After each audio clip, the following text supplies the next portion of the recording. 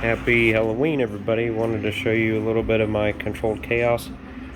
So what I did, I do this every year, set up all the props in our garage, run them for quite a while back and forth, check all the mechanics, electronics, make sure everything's good, basically put them through their paces before Halloween, and then I do a full test the night before for a couple hours, make sure everything's good. The last thing I want is something breaking or not working the night of Halloween. So there's the control box that you've seen in the videos. Everything's hooked up. I've got the air line going to it. One air line supplies the entire box.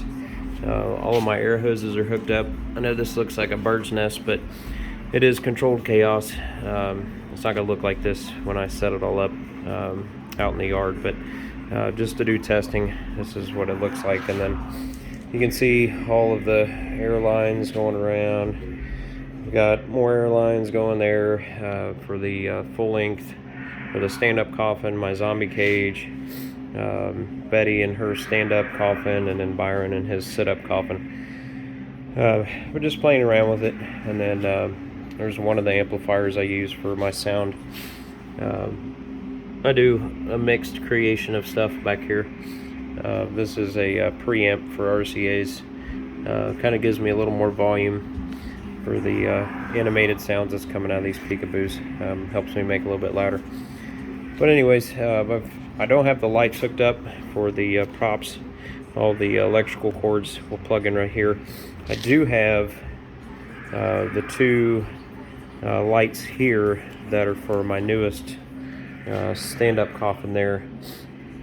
Basically, let me walk around here. Basically all I'm doing is just a light up on the inside of the coffin.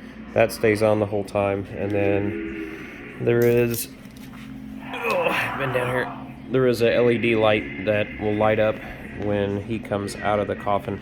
So basically it lights him up as soon as he comes out and then shuts off as soon as he goes back in the coffin. It does the same thing for Betty and Byron and the zombie cage. All have a separate light that light up and light up the skeleton when it comes out, or it flashes on the zombie cage when the zombie cage is in action. So, but while I had all this stuff out here, I figured I'd share my fun adventure.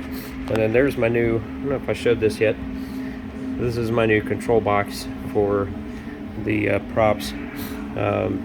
There's only 3 buttons out of 4 props, but this middle one controls my skeleton and the zombie cage. They both are animated together. That's the way I made it when I first built it, so I left it that way. And then I've got Betty in the lay-down coffin, and then Bartholomew in the stand-up coffin there. So wanted to make it just kind of old-fashioned. I didn't want it to look new and fancy like I bought it. I definitely wanted it to look handmade, but that's kind of my theme, is to make everything look like it was made by hand by somebody and not milled on fancy machines and new expensive stuff. So that's kind of the way I built my controller. But anyways, so thought I'd share some fun with you.